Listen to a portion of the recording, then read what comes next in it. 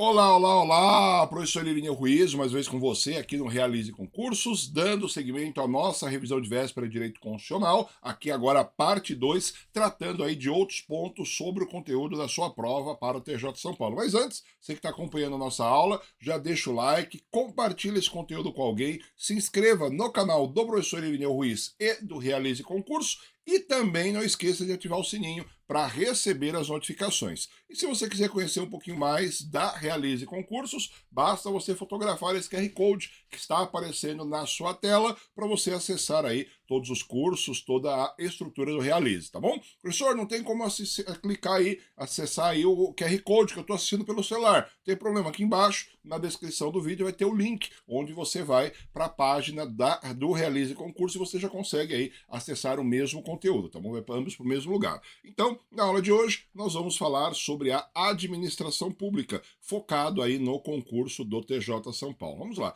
Um dos artigos mais interessantes para nós aqui, em nível de prova, é você estudar a possibilidade ou não de cumulação de cargos dentro da estrutura da administração pública. E é exatamente isso que nós vamos falar agora no nosso artigo 37, inciso 16, vai aparecer na sua tela, ó. Olha que massa. É vedada a acumulação remunerada de cargos públicos, exceto quando houver compatibilidade de horários. Então, perceba, a regra é que é vedada a acumulação de cargos remunerados dentro da administração pública. Então, bastante cuidado. A regra dentro da nossa Constituição é que você não pode acumular cargos. A regra é que você tenha apenas e tão somente um cargo. Agora, em caráter excepcional, você pode vir a ter dois cargos distintos, tá bom? Quais são esses dois cargos? Aqui, ó. Quando houver compatibilidade de horário, três situações, a linha A, B e C. Então, toma cuidado, tem que haver compatibilidade de horário. Ou seja, o horário que você vai estar em um cargo não vai comprometer o horário do outro, tá bom? Vamos lá nas três hipóteses. É bem fácil isso aqui para você, ó. Dois cargos de professor. Então, um professor no ensino fundamental, outro no ensino médio, por exemplo, a de um cargo de professor com outro técnico e científico, tá bom? Então, aqui é a segunda possibilidade de acumulação.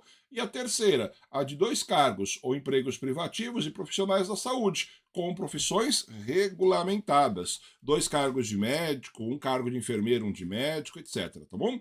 Agora vamos lá. Quando você fala da possibilidade de acumulação de dois cargos, em caráter excepcional nessas três situações, ele vai ter um reflexo na aposentadoria. E nós vemos aqui, ó, 3710. É vedada a percepção simultânea de proveitos de aposentadoria. Então a regra é que você receba apenas uma aposentadoria. Agora perceba, a pessoa que trabalhou em dois cargos públicos durante, por exemplo, a vida, automaticamente ele vai ter duas aposentadorias. Não é justo? Então vamos lá, ó. Com remuneração do cargo, emprego ou função pública. Essa daqui é a regra. Agora a exceção, ó, ressalvados os cargos acumuláveis na forma dessa Constituição, aos cargos eletivos e os cargos em comissão declarados em lei de livre nomeação e exoneração. Então, nessas três hipóteses, ó, as hipóteses acumuláveis de cargos dentro da Constituição, você poderá ter dois cargos. Cargos eletivos são os cargos que você é eleito, políticos, basicamente, pode ter duas aposentadorias, a depender do caso, e cargos em comissão declarada em lei de livre nomeação e exoneração também poderá ter duas aposentadorias. Então, bastante cuidado, tá bom? Aí são uma situação excepcional. Vamos lá, parágrafo 4º do 39. Os membros do poder, os detentores de mandato eletivo, os ministros de Estado e secretários de Estado e município serão remunerados exclusivamente por subsídio fixos, tá bom? Subsídios fixos.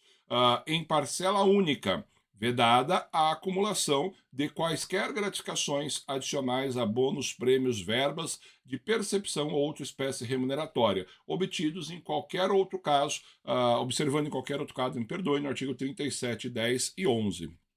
Então vamos lá. Essas pessoas são elencadas no artigo 39, parágrafo 4º, eles recebem subsídio. Subsídio é uma parcela única onde todos os valores estão somados dentro de uma única percepção. Ao passo que você, agente de carreira, servidor público de carreira, vai receber remuneração. A diferença é bem simples. Subsídio é parcela única. Remuneração é salário base, mais gratificações, mais adicionais. E isso é o que compõe aí a sua remuneração. Então, se você recebe remuneração, você não recebe subsídio. Ou um ou outro. Não dá para acumular os dois, tá bom? Agora, quem vai receber subsídio dentro da nossa estrutura jurídica? membros dos poderes, executivo, legislativo e judiciário, detentores de mandato eletivo, são os nossos políticos eleitos, ministros de Estado, secretários estaduais e municipais, aqui ligados aos auxiliares do chefe do executivo, são remunerados exclusivamente em subsídios. Então, recebe aí uma parcela única. Vamos lá. Avançando aí no nosso estudo, o artigo 37, inciso 11, ele trata para você de um dos dispositivos mais extensos dentro da administração pública e gera aí uma certa complicação. Para facilitar o nosso estudo, o professor vai dividir em 3 partes e você vai perceber como fica muito mais simples de você enxergar esse dispositivo. Vamos lá. A remuneração e os subsídios, então, envolve os dois, você já sabe a diferença, dos ocupantes de cargos, funções e empregos da administração pública direta, autárquicas e fundacionais, dos membros de qualquer dos poderes, da União, dos Estados, Distrito Federal e dos municípios, os detentores de mandato eletivo e os demais agentes políticos e os proveitos, pensões e outras espécies remuneratórias percebidos cumulativamente ou não, incluídas vantagens pessoais de qualquer outra natureza. Era mais fácil o nosso legislador falar todo mundo, que é ativo ou inativo, era mais simples aí, mas ele preferiu elencar todo mundo, mas são todos os agentes públicos, tá bom? Tiradas aqui aqueles que trabalham em empresas públicas e aqueles que trabalham em sociedade e economia mista, que a regra é um pouquinho diferente para eles, como o nosso objetivo aqui é revisão, o professor não vai conseguir aprofundar esse conteúdo contigo, tá bom? Mas vamos lá. Vai dar para você enxergar aqui, ó, a parte que nos interessa. Não podem exceder ao subsídio mensal em espécie dos ministros do STF. Então ninguém ganha mais do que os ministros do STF, mas na verdade existe um valor que o máximo que você pode chegar do salário dos ministros do STF que eu já vou mostrar para ti. Então lembra, o maior salário no Brasil são o dos ministros do STF. Agora, seguindo ainda no mesmo raciocínio, aplicando-se como limite o salário dos ministros do STF nos municípios, o subsídio do prefeito. Então, no município, ninguém ganha mais que o prefeito. No Estado e no Distrito Federal, o subsídio mensal do governador no âmbito do Executivo, o subsídio dos deputados estaduais e distritais no âmbito do Legislativo e o subsídio do desembargador no âmbito dos tribunais de justiça. Então, cada um dos poderes do Executivo, ninguém ganha mais do que o seu respectivo chefe, o responsável pelo poder. E a última parte, qual que é o valor do teto, do máximo que você vai ganhar comparado aos ministros do STF, limitando-se a 90 inteiros e 25 centésimos por cento do subsídio mensal, em espécie, dos ministros do STF. Esse é o valor máximo, então não pode ultrapassar. No âmbito dos poderes judiciais, do Poder Judiciário, aplicável esse limite aos membros do MP, aos procuradores e aos defensores públicos. Então, dentro da estrutura do Poder Judiciário, do Ministério Público, das diversas procuradorias e das defensorias públicas, não pode ultrapassar 90 inteiros e 25 centésimos por cento do subsídio mensal dos ministros do STF. Esse é o valor máximo, tá bom? Bastante cuidado aí para você não ser induzido a erros dentro do nosso conteúdo. Vamos lá, avançando.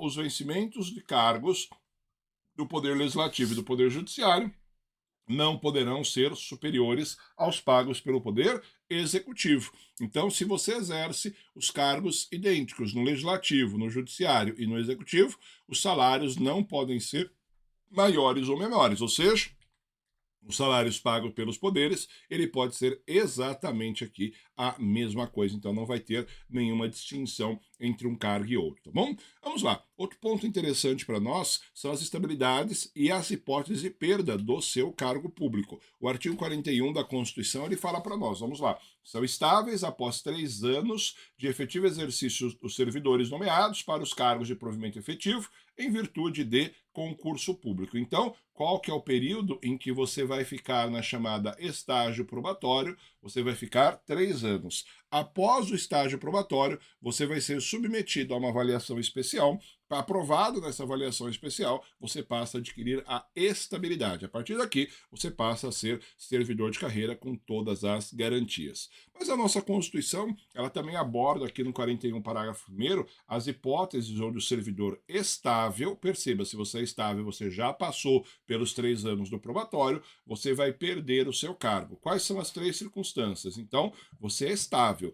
Bastante cuidado, porque se você estiver no estágio probatório, você não, por mais retórico que seja, você não tem estabilidade e automaticamente você será exonerado, tá bom? Vamos lá, inciso 1, em virtude da sentença judicial transitada em julgado, nessa hipótese aqui, você terá uma sentença judicial transitada em julgado e a sentença judicial, ela vai determinar a perda do seu cargo, tá bom? Inciso 2, mediante processo administrativo, em que lhe seja assegurada a ampla defesa. Então, esse processo administrativo, nós estamos falando do direito administrativo sancionador, que vai te gerar, para gerar a perda do cargo, vai te gerar um PAD, um processo administrativo disciplinar. Lembrando, como você é servidor de Estado, nós estamos falando da Lei 10.261 de 69, que fala aí do Estatuto dos Servidores Civis do Estado, ou como a própria lei fala, é o Estatuto dos Funcionários Públicos Civis do Estado de São Paulo. Então, nos termos do Estatuto, você pode perder o seu cargo, aí faz a referência aí no direito administrativo, tá bom? E a terceira e última hipótese, não menos importante, é a mediante procedimento de avaliação periódica de desempenho, na forma da lei complementar, assegurada a ampla defesa. Então, avaliação periódica pode perder o seu cargo. Então, vamos lá. A avaliação periódica, você perde a estabilidade. A avaliação especial, você não se torna estável, você perde e estará diante do estágio probatório. Então, bastante cuidado aí com os trocadilhos, tá bom? A avaliação periódica, ela é feita após a sua estabilidade. Se você reprovar em alguma delas, você pode, depender do caso, vir a perder o cargo, mas até hoje a lei complementar não regulamentou isso, então fique tranquilo com essa situação. Só serve para cair na sua prova. Vamos lá, juiz natural e o tribunal de exceção. Duas figuras aqui que são bastante importantes para nós, ó. Não haverá juízo ou tribunal de exceção. Ninguém será processado nem sentenciado senão pela autoridade competente. Mas como assim, professor? Não haverá juiz natural, tribunal de exceção? Qual que é a diferença? É bem simples aqui, ó. Vamos lá. Vamos fazer aqui o nosso marco, tá bom? Vamos fazer aqui o marco, uma reta que agora sim está perfeita, né? O professor fez com o auxílio do computador, e nós vamos colocar aqui a existência dos fatos. Então, pouco importa de quais fatos eu esteja falando, mas eu estou falando sobre a existência de fatos que foram praticados pelo nosso indivíduo. Então, para você saber se o tribunal ele é tribunal de exceção ou se ele é juiz natural, você tem que focar nos fatos e ver para que lado que ele está. Vamos lá, isso aqui é bem simples, ó. Então vamos lá, só para o senhor trocar a cor da caneta para nos chamar mais atenção. Vamos lá, olha que interessante. No primeiro caso, eu tenho a criação do meu tribunal, tá bom? Quando eu falo tribunal aqui, entenda-se que é a criação do Poder Judiciário, tá bom? Então olha que interessante, nesse primeiro caso, olha que massa isso. O meu tribunal, ele foi criado antes dos fatos. Então a criação do tribunal antecede os fatos. Nesse caso, eu tenho uma figura que nós chamamos de juiz natural. Então, o que é o juiz natural? É o juiz que foi criado antes, efetivamente antes, da existência dos fatos. Então, eu tenho a criação do tribunal e no momento posterior, no momento futuro, ou superveniente, se você preferir, eu tenho a criação do meu poder, da ocorrência dos fatos. E esse tribunal, que foi criado antes, ele vai ser competente para julgar, processar e julgar os casos que lhe sejam posterior. Essa figura nós chamamos de juiz natural. Agora, olha que interessante, a segunda circunstância aqui, ó, eu tenho a criação do meu tribunal nesse ponto. Então perceba, o meu tribunal ele foi criado após os fatos. Então primeiro surgiram os fatos, depois surgiu o tribunal. Mas para ser o tribunal de exceção, esse tribunal tem que ser competente para julgar esses fatos. Isso é importante. Se esse tribunal for competente para julgar os fatos que lhe antecedem a existência, esse tribunal ele é chamado de tribunal de exceção, tá bom? Então, essa é a diferença. Perceba, a criação dos fatos, a existência dos fatos, o tribunal foi criado antes, com competência para lhe julgar, eu chamo isso de juiz natural. Se eu tenho a criação do tribunal e a competência para julgar fatos que lhe antecede, isso é tribunal de exceção. Essa é a diferença entre os dois, tá bom? Bastante interessante, é bastante relevante esse ponto. E nesta figura, o que nós vamos ter aqui? Nós vamos ter um exemplo clássico aqui de tribunal de exceção. Não estou discutindo se está certo ou errado, tá bom? Só estou te dando uma constatação. É o Tribunal de Nuremberg. O Tribunal de Nuremberg ele foi criado em 48, salvo melhor juízo, para processar e julgar os crimes cometidos pelos nazistas e os fascistas na Segunda Guerra Mundial. A Segunda Guerra Mundial terminou em 45, Nuremberg foi criado, salvo engano, em 48, para julgar fatos que lhe antecedem. Então nós temos aí a figura de um tribunal de exceção, tá bom? Não vou entrar na questão se é certo ou errado, não é o objetivo da nossa aula, mas sim dar apenas um exemplo para você ter essa constatação. Então, não haverá juízo ou tribunal de exceção. Por quê? Porque ele está sendo criado para processar e julgar o fato que lhe antecede. Perceba, quando você tem a criação de um juízo para processar e julgar o fato que lhe antecede, esse juiz já está contaminado, porque ele já perdeu a sua imparcialidade, tá bom? E ninguém será processado nem sentenciado senão pela autoridade competente. Ou seja, quando você fala sentenciado pela autoridade competente, nós estamos falando aqui do juiz natural. Ele é o competente para sentenciar o caso. E ninguém será processado, senão pela autoridade competente. Ele traz aqui para nós também uma outra figura. No momento do processado, nós criamos o chamado promotor natural, tá bom? Que é uma questão também que você estuda muito se você for prestar concurso do MP, a figura do promotor natural. Então, esses são os pontos aqui sobre o juiz natural. Vamos falar um pouquinho da pessoalidade da pena. Ponto importante aí, ó. Nenhuma pena passará da pessoa do condenado. Essa daqui é o chamado princípio da intranscendência da pena. Ninguém será processado, nenhuma pena passará da pessoa do condenado. Então, nesse caso, a intransmissibilidade, percebe, é um trava-língua aqui, a intransmissibilidade, ela é um ponto importante, porque a pena não passará da pessoa do condenado. Num passado não tão distante, nós tínhamos aí punições que atingiam o indivíduo e 2, 3 gerações, 4 gerações atingia você e toda a sua família. Então, apenas aquele que praticou o crime vai ser submetido ao sistema penitenciário.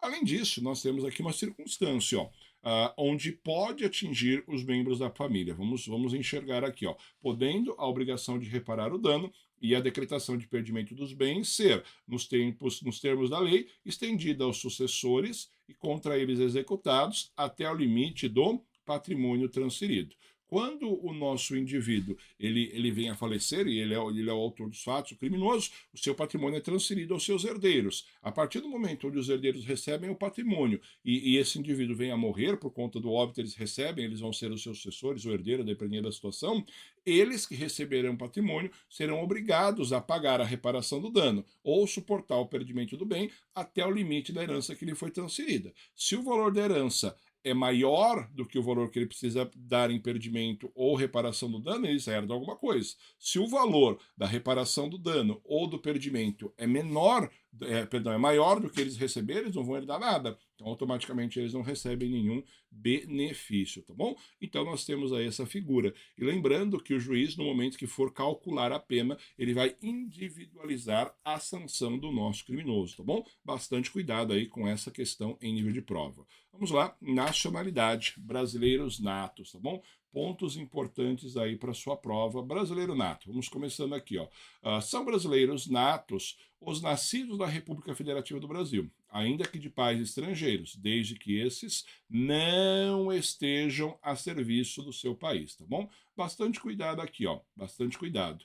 Quando você nasce no Brasil, dentro do território brasileiro, você é considerado brasileiro. Então o Brasil, nesse caso, ele adota o critério chamado ius solium. Nasceu no solo, é solo, não importa se os seus pais estão regulares, irregulares, não importa como você entrou no Brasil. Nasceu no Brasil, você é considerado brasileiro e esse assunto ele é aprofundado aí na lei de imigração. Se for o objetivo da sua prova, por exemplo, Polícia Federal, aí você vai dar uma aprofundada nisso, tá bom? Vamos lá. Agora, se você for estrangeiro, você tem pais estrangeiros. Esses pais estrangeiros, eles podem estar a serviço do seu país, tá bom? É a primeira circunstância, ou eles não estão a serviço do seu país, tá bom?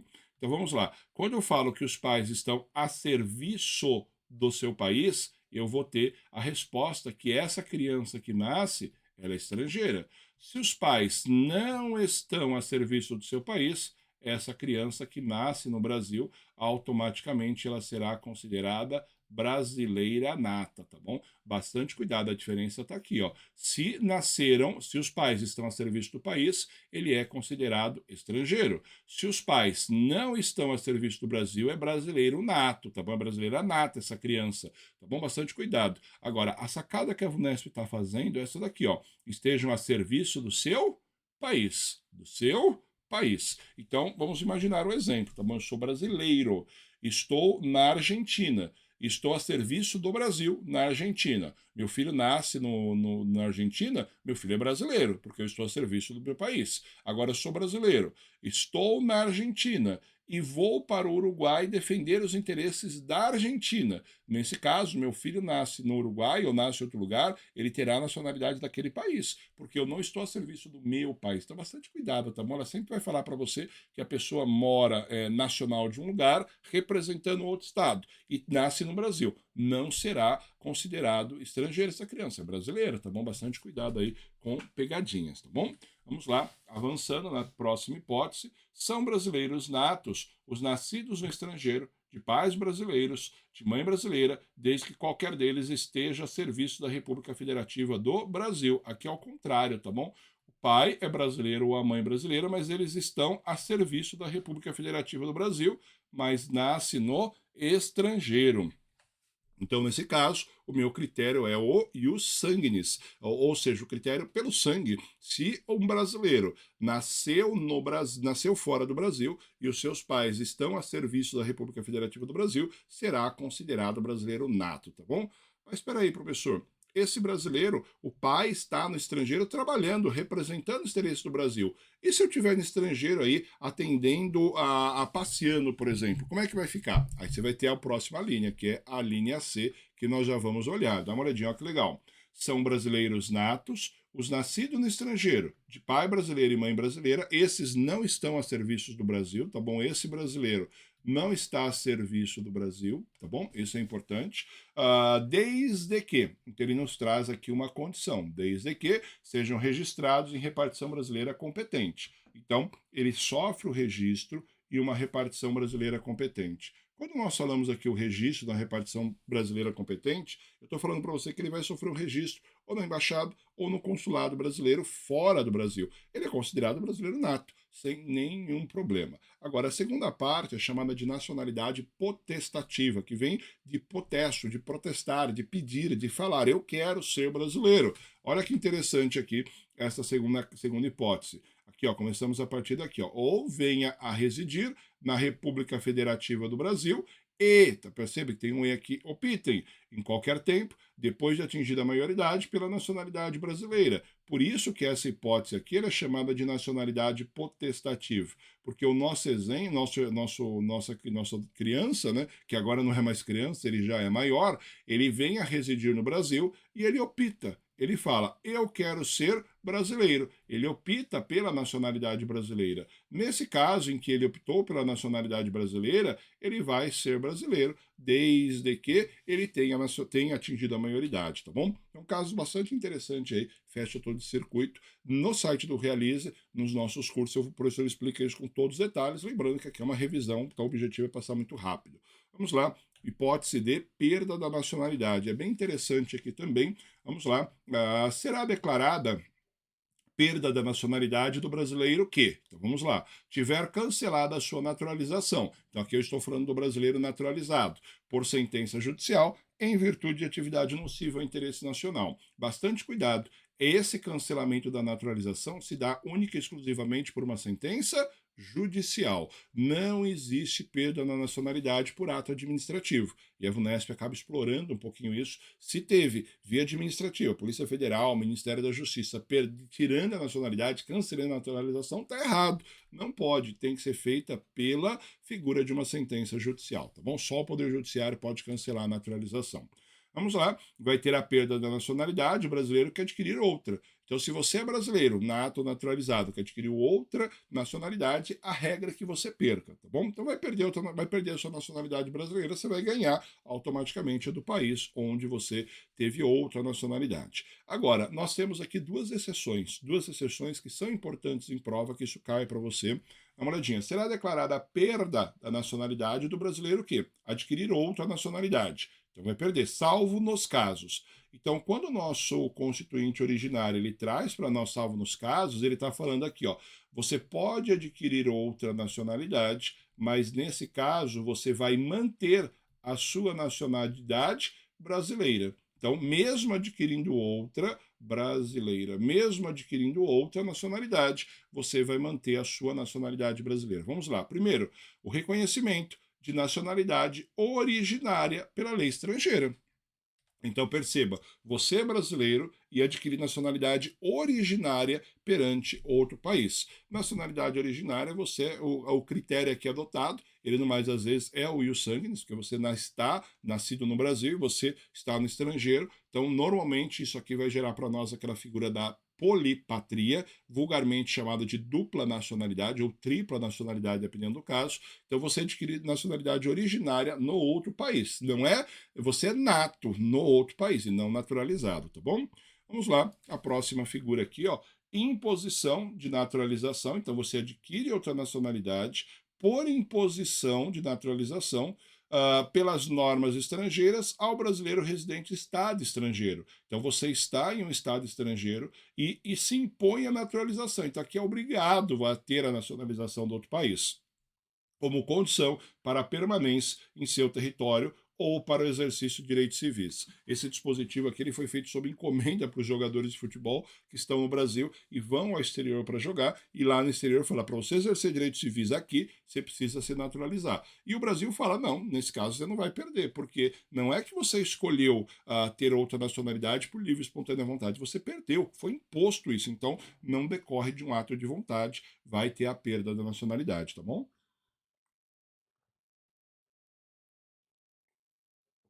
Então aí nós temos essa questão que é bastante diferente. Vamos lá, rumando aí para a parte final da nossa revisão, vamos falar dos direitos sociais dos trabalhadores domésticos, tá bom? O professor dividiu aqui em três bloquinhos, ó. São assegurados à categoria dos trabalhadores domésticos os direitos previstos nos incisos. Eu listei todos esses incisos para você. Aqui, ó, fica mais fácil. Cada um deles, ó, tem a referência de qual inciso ele fala. Então, aqui, ó, salário mínimo, irredutibilidade de salário, salário não inferior ao mínimo, 13º, tudo isso aqui o trabalhador doméstico tem direito, tá bom? Proteção do salário, 8 horas diárias e 44 horas semanais, descanso semanal remunerado, tem direito a hora extra, férias anuais, licença gestante, licença paternidade, aviso prévio, redução dos riscos do trabalho, tem direito à aposentadoria, convenções de acordo coletivo, proibição da diferença salarial, proibição de discriminação do PCD e proibição do trabalho noturno, perigoso ou insalubre a menores de 18 anos. São todos direitos que eles possuem. Agora, um segundo bloco que o professor trouxe aqui, ó, ele traz para nós aqui, ó, e atendidas as condições estabelecidas em lei. Então, eu dependo de lei regulamentando isso. E observada a simplificação do cumprimento das obrigações tributárias, principais e acessórias decorrentes da relação de trabalho e suas peculiaridades, os incisos previstos. Então, esses incisos que nós vamos ver aqui são esses 6 aqui, ó, eles trazem para nós as figuras dos direitos que vão ser fornecidos, mas eles são direitos aí analisados peculiarmente. Então, eles são direitos dos trabalhadores adaptados aos trabalhadores domésticos. Quais são? Proteção contra a despedida arbitrária, seguro-desemprego, FGTS, adicional noturno, salário família, assistência aos filhos menores de 5 anos e seguro contra acidentes do trabalho. Então, nós vamos ter aí essa figura, que são direitos que lhes são concedidos, mas adaptados aí dentro de uma estrutura legal. E o terceiro bloco que o professor criou para você aqui são os direitos que os trabalhadores domésticos não têm. Então, bastante cuidado, que a sua prova vai falar que os trabalhadores domésticos possuem esses direitos. Eles não possuem, tá bom? Quais são? Ó, piso salarial proporcional à extensão e à complexidade do trabalho. Então, ó, tá vermelho chamando sua atenção. Não possuem. Depois, não possuem participação nos lucros e resultados, por uma questão simples. Trabalhador doméstico não gera lucro, tá bom? Desvinculado da remuneração e, excepcionalmente, participação na gestão da empresa conforme definidos em lei. Não possui jornada de 6 horas para o trabalho realizado em turnos ininterruptos de revezamento, salvo negociação coletiva. Não possuem proteção do mercado de trabalho da mulher, mediante incentivo específico nos termos da lei, também não possui. Não possui adicional de remuneração para as atividades penosas, insalubres e perigosas na forma da lei, também não é assegurada a eles. E não possuem proteção em face da automação, na forma da lei, também não lhe é assegurado. Também não possuem direito às ações, quanto aos créditos resultantes da relação de trabalho, com prazo prescricional de 5 anos para os trabalhadores urbanos e rurais, até o limite de 2 após a extinção do contrato de trabalho. Injusto aqui não ter trazido essa comparação, mas eles não têm. Não possuem proibição de distinção entre trabalho manual, técnico e intelectual ou entre os profissionais respectivos, tá bom? E também não possui aqui o direito à igualdade de direitos entre os trabalhadores com vínculo empregatício permanente e os trabalhadores avulsos. Aqui, o nosso constituinte derivado, ele poderia ter trazido aí algumas outras questões, equiparando aí ou trazendo aí alguns outros benefícios aos nossos trabalhadores domésticos, mas não foi aí a vontade do nosso constituinte, tá bom? Então, caso você esteja acompanhando aí e gostaria de acessar o site da Realize Concurso, que patrocinou os nossos eventos hoje, nós temos aqui o QR Code. Basta você fotografar esse QR Code e acessar aí o nosso curso. Mas, professor, eu estou assistindo pelo próprio celular. Não tem problema. Então, basta você clicar aqui embaixo na descrição do link, vai ter um link, você consegue acessar o site do Realize, tá bom? E, além disso, nós temos aqui, o professor vai mostrar para você o site e trazer, botão errado, e trazer para você também um curso que nós estamos realizando aqui. Aqui o professor entrou na aba, tá bom? Do professor Irineu, então se clicar nesse símbolo você vai direto lá para o Realize, tá bom? Tem aqui a descrição do professor e o nosso curso de mentoria de direitos e garantias fundamentais, tá bom? Aí você clica aqui, ó, quero conhecer, você vai ser carregado, vai direto aí ao nosso site. Então o professor montou aqui um curso de mentoria para você de direitos e garantias fundamentais focados na banca VUNESP, tá bom? Se você for estudar para concurso público, agora nós temos aí diversos concursos pela banca VUNESP, né? Nós temos aqui, ó, Oficial de Justiça do TJ São Paulo, nós temos aqui ISS e fiscal de postura, junto com a nossa questão da Prefeitura de São Paulo. Nós temos aqui outros concursos que são organizados aqui pela Banca VUNESP, TJM, que também está aberto. Temos outros cargos aí grandes que a Banca VUNESP está sendo responsável. Tem Polícia Militar, esse conteúdo serve para todos eles, tá bom? O objetivo da nossa mentoria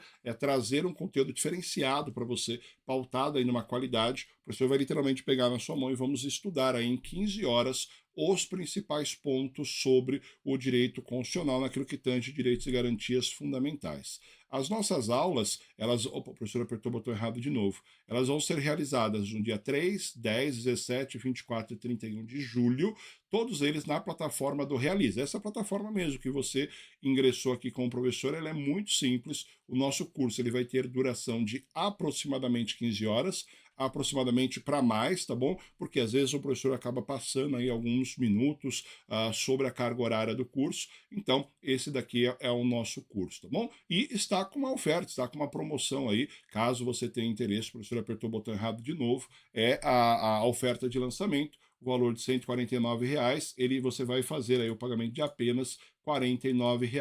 Professor, não dá para pagar de uma vez. Não tem problema, você acessa aí e consegue fazer o pagamento em 2 vezes, aí R$ 26, tá bom? Essa mentoria, como ele disse, ela vai ser realizada ao vivo. Você vai ter um acesso de 3 meses à plataforma do Realize e a outros conteúdos exclusivos. Você vai ter um certificado de conclusão, aqueles alunos que precisam cumprir atividade complementar na graduação. Esse curso ele serve para utilizar como certificado. E você vai ter um suporte especializado aí da nossa equipe, caso tenha necessidade de algum problema, tá bom? Então, acesse aí, basta você clicar aqui, ó, comprar agora com desconto, você vai acessar a plataforma do Realize e ter acesso aí aos nossos conteúdos exclusivos. Bacana? Então, agradeço aí a sua participação. Não esqueça, se você curtiu esse vídeo, deixa o like, compartilhe esse conteúdo com alguém, se inscreva no canal do Realize e do professor Irineu Ruiz e também aproveita aí e vai clicar no sininho para receber as novidades. Se você quiser adicionar tanto o professor quanto o Realize no Instagram, é muito simples, ó, o professor é @Irineu Ruiz, o Realize é @Realize Concursos, tá bom? Beleza? Então, com isso, agradeço aí a sua participação. Um forte abraço. Até o próximo encontro. Tchau, tchau!